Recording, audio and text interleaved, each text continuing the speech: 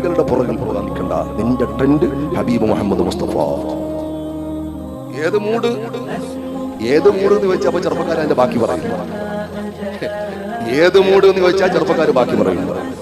പെങ്ങന്മാരും ബാക്കി പറയും, മോശമൊന്നുമല്ല. എന്നാൽ ഒരു മൂഡ് നമ്മൾ നന്നാക്കി പറ്റൂ.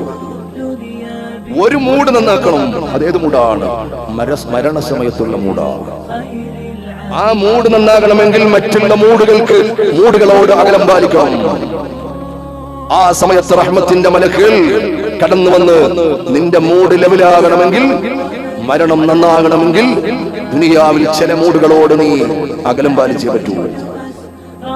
നാടോടുമ്പോ നടുവേ ഓടിയാൻ പറ്റൂല. നീ മുസ്ലിമാണ്, നിനക്ക് ബാധ്യതയുണ്ട്. ഒഴുക്കിനെതിരെ നീന്തുന്നവർക്കാണ് സ്വർഗമുള്ളത്. ഒഴുക്കിനനുകൂലമായി നിന്നുകൊടുക്കാൻ വളരെ സിമ്പിളാണ്. അവർക്ക് സ്വർഗം ഉണ്ടാവില്ല. ക്ഷമിക്കുന്നവർക്കാണ് സ്വർഗം. ക്ഷമയുടെ ഫലമാണ് സ്വർഗം. അരുതായ്മകൾ പരിസരങ്ങളിൽ അരങ്ങു തകർക്കുന്ന കാലമാണ്. വീടുകളിൽ പോലും ആത്മീയത നഷ്ടപ്പെട്ടു പോയ അവസ്ഥയാണ്. ക്യാമ്പസുകളുടെ കാര്യം പറയേണ്ടതില്ല.